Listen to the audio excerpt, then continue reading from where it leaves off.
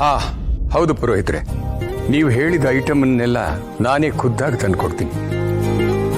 ಆದರೆ ಹೋಮದ ಸಿದ್ಧತೆ ಮಾತ್ರ ಸರಿಯಾಗಿ ಆಗಬೇಕು.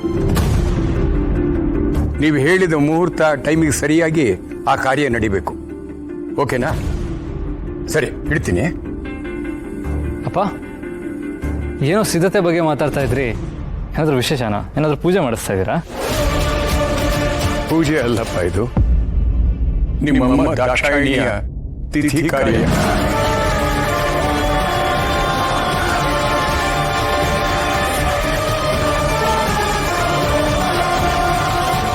ಏನು? ಅಮ್ಮನ ತಿಥಿ ಕಾರ್ಯನ? ಅಪ್ಪ, ಏನು ಹೇಳ್ತಾ ಇದ್ದೀರಾ? ಇಷ್ಟು ವರ್ಷ ಇಲ್ದಿದ್ದು ಇವಾಗ ಯಾಕಪ್ಪ? ಹೌದು ಶರತ್, ಇಷ್ಟು ವರ್ಷ ನಾನು ಯಾಕೆ ಸುಮ್ಮನೆ ಇದ್ದೆ ಅಂದರೆ, ನನ್ನ ಮನಸ್ಸು ನಿಮ್ಮಮ್ಮ ದಾಕ್ಷಾಯಿಣಿ ಸತ್ತಿದ್ದಾಳೆ ಅಂತ ಒಪ್ತಿರ್ಲಿಲ್ಲ. ಒಂದಲ್ಲ ಒಂದು ದಿವಸ ಅವಳು ವಾಪಸ್ ಬಂದೇ ಬರ್ತಾಳೆ ಅಂತ ನನ್ನ ಮನಸ್ಸು ಹೇಳ್ತಾ ಇತ್ತು. ಆದರೆ ಈ ವರ್ಷ ಅವಳು ನಮ್ಮನ್ನೆಲ್ಲ ಬಿಟ್ಟೋಗಿ 25 ವರ್ಷ ಆಯಿತು. ಅಂದರೆ ಕಾಲು ಶತಮಾನನೇ ಕಳೆದು ಹೋಯ್ತು.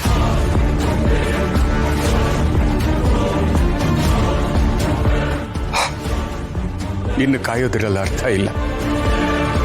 ಅದಕ್ಕೋಸ್ಕರ ಈ ವರ್ಷನಾದರೂ ಅವಳಿಗೆ ಮುಕ್ತಿ ಕೊಡಿಸೋದಕ್ಕೋಸ್ಕರ ಈ ಕಾರ್ಯ ಮಾಡಲೇಬೇಕು ಅಂತ ತೀರ್ಮಾನ ಮಾಡಿದ್ದೀನಪ್ಪ.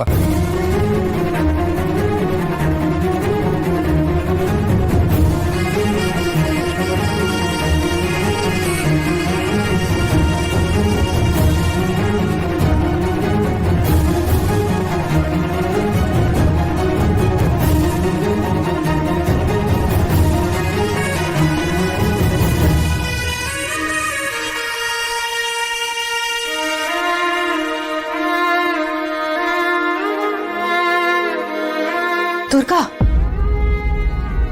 ಬಾಯಲ್ಲಿ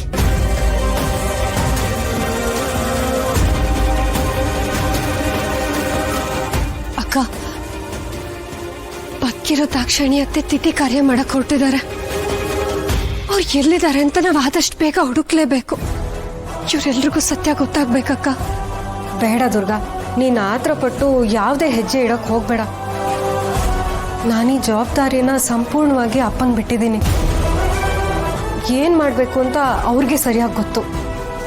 ಆದ್ರೆ ಅಪ್ಪ ಅಪ್ಪ ಅಪ್ಪನಿಂದ ಇದೆಲ್ಲ ಹೇಗ್ ಸಾಧ್ಯ ಅಕ್ಕ? ಅವರೊಬ್ರೆ ಹೇಗ್ ಹುಡುಕ್ತಾರೆ? ದುರ್ಗಾ, ಅಪ್ಪನ ಮೇಲೆ ಭರವಸೆ ಇಡು.